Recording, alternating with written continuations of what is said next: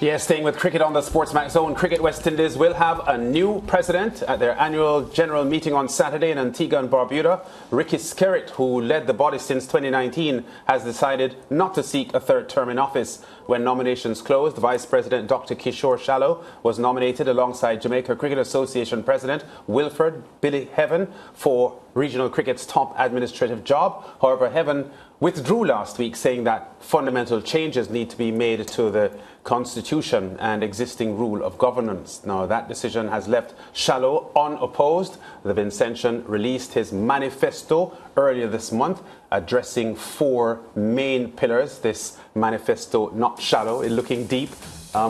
Cricket development for a cricketer never stops. CWI must establish a methodological approach that is practical and effective from the point of entry into cricket right through to the exit, ideally at the senior international level. Such a systematic structure that is modern and ever-evolving is necessary for long-term success of our players and teams. Also, human capital says an organization is only as good as its personnel. Emphasis must be on having skilled persons in the most suitable roles. This is the obvious formula to ensure optimum performance. How we utilize our human capital will determine the output and success of Cricket West Indies. Commercial and marketing, very critical area. Cricket CWI has yet to access the full potential global market significantly, so many untapped resources remain available to improve the organization's economic situation. There must be an intervention targeting revenue generation. The commercial and marketing activities must be modernized and culturally sensitive with immense intensity. And for governance should play an integral role in the advancement of the CWI. Critically, institutions must be well governed with prudent modern practices, with gradual development aligned structurally and culturally to our region's dynamic. CWI's potential could only improve with governance that is evolving. Now, Dr. Shallow joins us via Zoom. Dr. Shallow, welcome to the SportsMax Zone. Not your first appearance on the SportsMax Zone. Great to have you on as you get ready to ascend to a higher level of administration of Cricket West Indies. But how confident are you in these critical times of West Indies cricket administration? And we have to say, general failure of the West Indies teams. How confident are you that you can begin to turn things around? And I say begin to turn things around because we know that this isn't a case of snapping your finger and changing everything.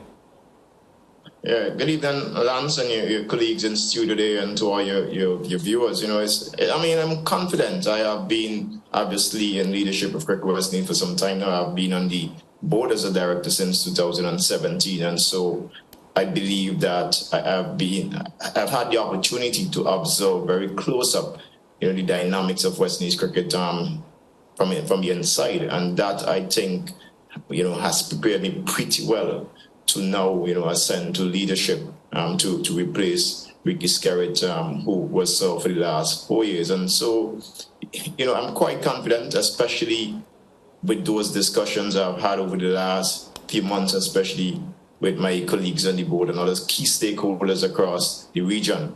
I think that generally, by and large, people are ready to sort of pool our resources together and get everyone on that same wavelength, because we all have that common interest of seeing West Indies cricket improve. And I think that once we can approach the whole leadership and the advancement of West Indies cricket in that vein, meaning just pooling our resources, whether it's ideas, whether it's finance and other key components, getting everything together, having that inclusive environment, I believe we will be well on the path, of an improved West Indies. Right, and Kishore, when I looked at the manifesto, one of the things that really stood out for me from all of the pillars, well, from the 4 pillars, was your use of the word modern approach, ensuring that Cricket West Indies follows a modern approach. Can you talk to me a bit more about that? Yes, of course. And ABC, we have to be quite innovative.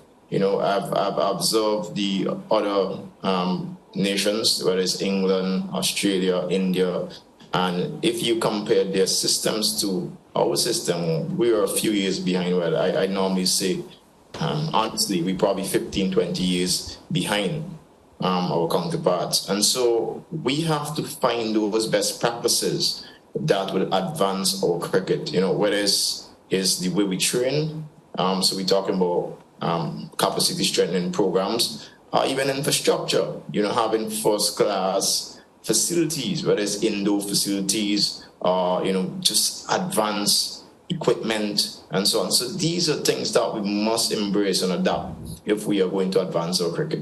Right, and another point that really stood out for me, increased funding opportunities for territorial boards. And we know we can only increase funding when we generate more. So West Indies cricket, due to the fact that we haven't been producing the results that we want, it's a bit more difficult, I would assume, to attract sponsors, because any sponsor wants to be aligned with a brand that, they can say is a winning brand, because once you start winning, everybody wants to give you your money and, of course, be aligned with you. How do you plan to, get these sponsors on board with the situation that we have, West Indies not really winning? Yes, well, persons would say we need to win, and persons or companies prefer to be associated with winners by and large, and we understand that as a board. Actually, we have fans who are CEOs of companies, and when they hurt us fans, they're not necessarily keen to invest. They're not enthusiastic about being part of West Indies in any way. So we have to find ways of getting sponsors, the corporate Caribbean, to want to be involved, and of course those stakeholders from outside. But we also have to make our brand more attractive, let people see that we are doing things, whether from the youth level. And I just believe that generally our PR has not really been that great. There are quite a few examples of teams that haven't been doing well in years, but when you look at their brand, they're still being followed. You look at Maple Leafs in Canada in hockey. You look at I'm a big Arsenal fan, and look at Arsenal for years, haven't really won the Premiership. But they have the supporters, the loyal supporters, and Cricket West Indies is a very strong brand, a solid brand globally. And we have to capitalize on that. But we have to tell the story. We have to sensitize people about what West Indies really mean. And we talk about everyone, right? Those same CEOs, the officers, our cricketers who are playing, whether it's from the senior to the junior level, both male and female, of course. And we just have to find a better way to communicate and strengthen our brand and make our brand more attractive. Yeah. That is necessary. This interview is going so good until you mentioned that you're an Arsenal fan, but we'll leave that for another day. I want to ask you, though, about, your role now that, you're going to assume this position. Do you have any plans where women's cricket is concerned? Because, of course, we have a really good crop of women's players, but are you going to do anything in particular to ensure that the future of women's cricket continues to be a name that we can all be very, very proud of? Because we've always had this discussion on the show, when the big names step down, who really steps into that shoe to ensure that the brand and the name lives on?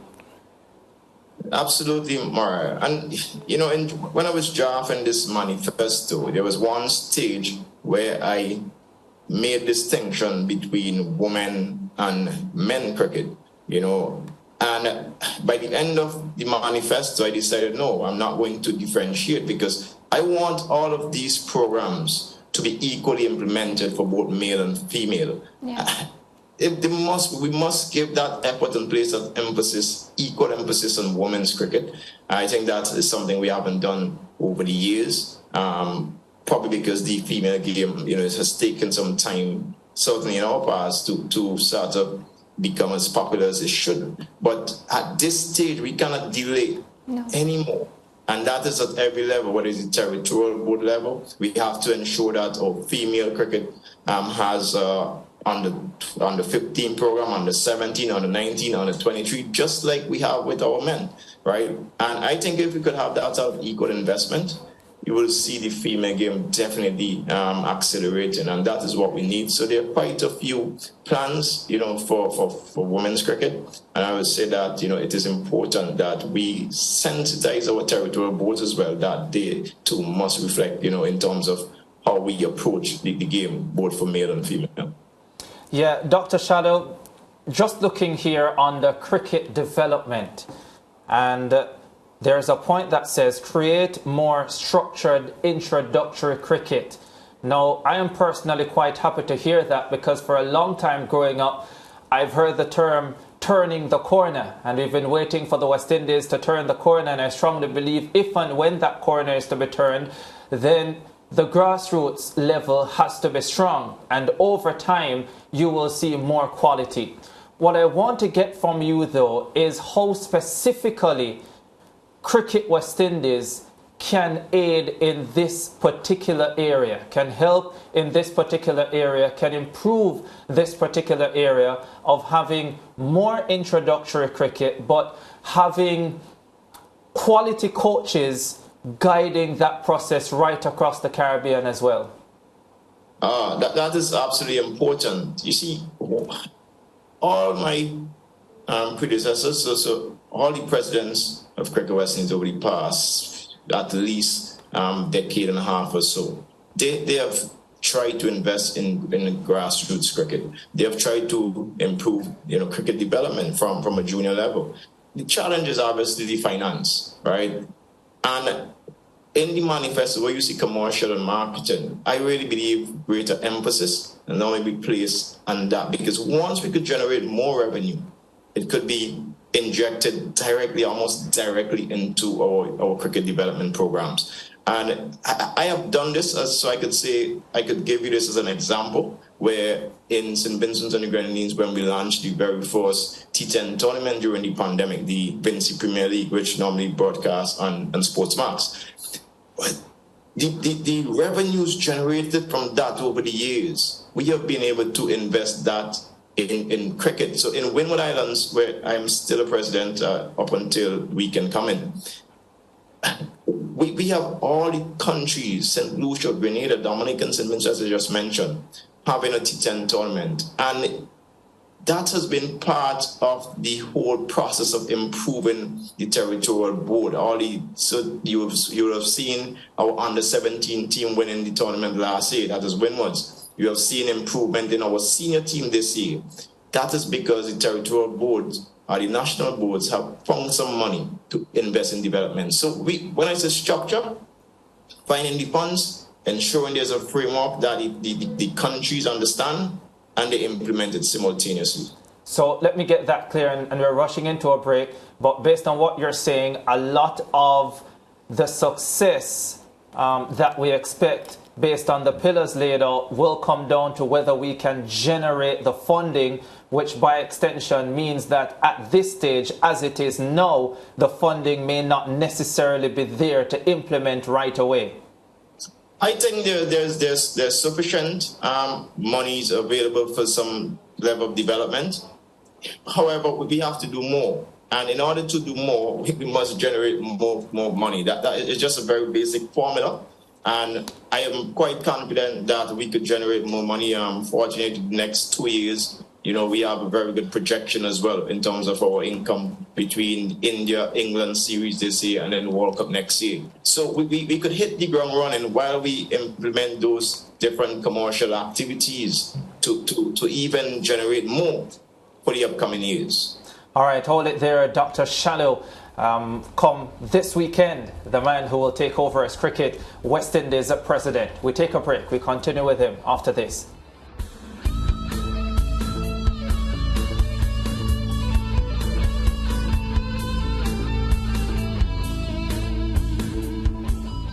Stay with SportsMax on YouTube and follow us on all social pages for updates, news and entertainment.